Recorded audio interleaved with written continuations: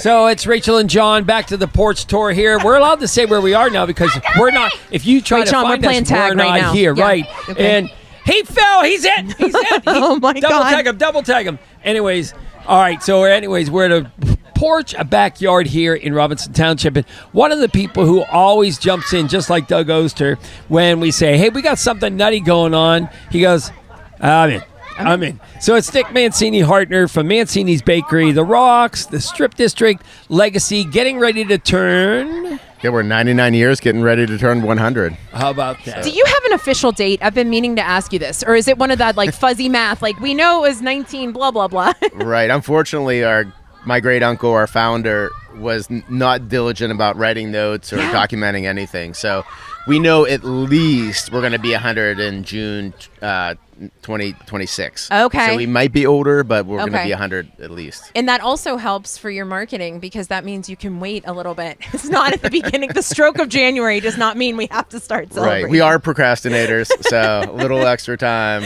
You're not procrastinators. You're just like us, Nick. It's the fact that you have great intentions, but you have a million things to execute. And then you go, oh my gosh, I have to execute all these things, right?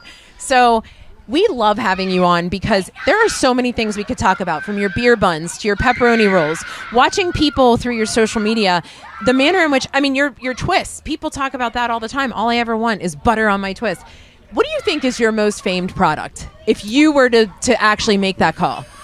I think, of course, it's the original Mancini twist. Okay. So when the bakery was founded, there was only one product. Sure. And even so you when got to go OG. You have to go OG, Yeah. right? And it's just a fantastic bread, dense, holds up to anything.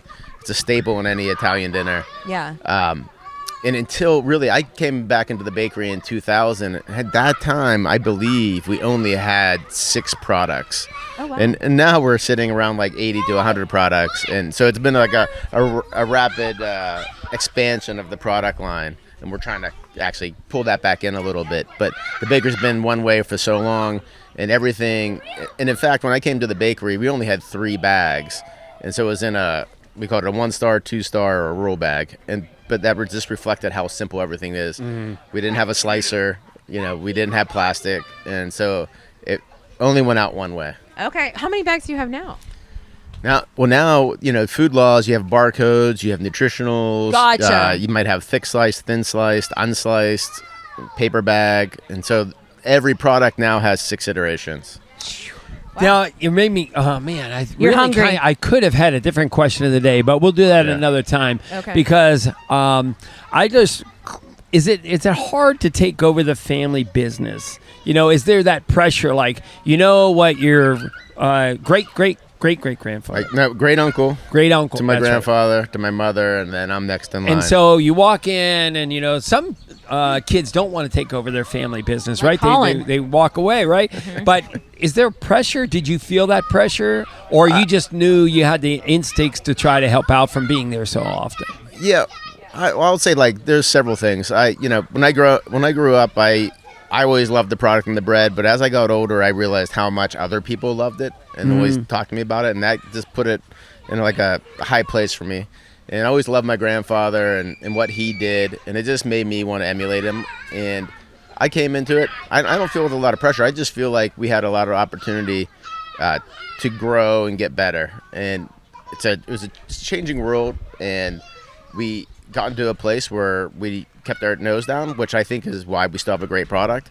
But now we're at a place where we have to, put our heads up and grow and modernize and thrive in the world we live in now. Yeah. And that has to be hard because really hard. Well, and I guess, answering for you or for conversation's sake, there's certain things that have to help the business from like a social media perspective, an online store with a website, things of that nature. But when you're used to assembly line type of work and you have to rely on those people eventually retire, there has to be this new, the recipe got to stay the same, but I'm dealing with the new challenge of people work differently than they used to. Yeah, absolutely. Right? Yeah. And so the challenge I always put out there is how do you get better but stay the same? Sure. And so we are bringing in some new equipment to modernize. We're bringing in a production line, a slicing line, and we're also putting a information system in it. It's called an MES SCADA system where we can monitor what we're doing at the bakery 24 hours a day. Wow.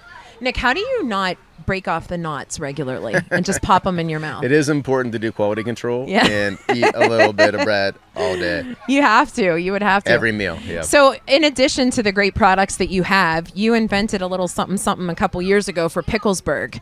Right. Inquiring minds want to know, are you bringing that back, or are we like trying something new? What's going on for this year? We have not finalized anything. Okay. So if there's some ideas out there, I'd love to hear some ideas for a new Pittsburgh roll.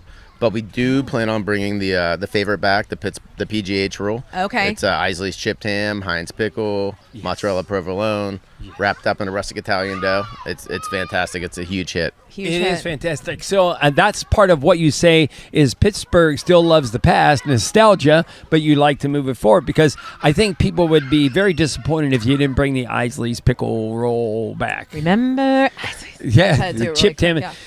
Because it was a hit. Everybody and now, loved when it. you go down to some place like Picklesburg, that's not your typical scene, right? You're not selling in a pop-up kind of area. Right. But I think from day one, you were good, but it seems like since then you've really perfected the line management, the process, the selections. Yeah, absolutely. And that's just an example of how we grow and change a little bit. We want to get out there. We want to show our product to new customers, and Picklesburg is a great venue to do that. There's hundreds of thousands of people there, people from out of town, people from Pittsburgh.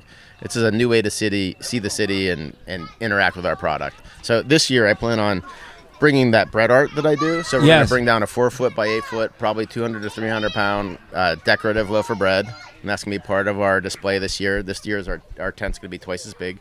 So the same operation out of one side, and an opportunity to do a selfie station, take your picture with the bread art. And how many people come there to Picklesburg because they're returning at least to the general area or from out of state, and they go, I have missed Mancini so much? Because we know on your website or your social media, tons of people say, when are you going to ship me some Mancini's bread? But it's not possible in that manner just because it is made daily and made fresh. Yeah, short shelf life, absolutely. Yeah. But we do get that when we're down there. So if you get an opportunity, we're going to be in PPG Place. My kids work the booth. My wife. If you come down, just tell us what you think, and it's a great way to come down and experience the product. Yeah, I don't know anyone who hasn't been there before, but if you by some chance don't know about Picklesburg, you need to check it out, because Nick has become a staple as well, and we're really stoked for it. Are you ready for it? I'm not ready yet. I am ready. I'm ready there. to go for it, because I'm ready for the Isley's chipped ham pickle roll. I know that. But for I sure. like that you're this. open to other ideas, so we may have to pose that question. Yeah, let's put it out there. I think that's a good one. So one more time, Nick, where do we find your website? What is your website, or do you want Rachel to give that? I can't remember. Rachel, you move your lips. You lip sync it. You move your lips, and Rachel will say it. Ready? And Nick, your website is Mancini'sBakery.com. How about Rachel almost lip synced it too? I whispered all right, it. So you don't have to lip sync this one. All right, would you rather garden for fun, pleasure, or garden for food? Ooh, garden for food. Bingo! Yes. Doug Oster, yes! Shawty's in the house. Yes. This is great news. Do you want to know why John is so excited? Doug Oster said he will give John $100 if anyone says food. He said nobody gardens for food. No, I purely, right? My hobby You said is the making Italians. bread. Right, exactly. But I do I love fresh tomatoes, fresh basil, fresh Same. Fresh.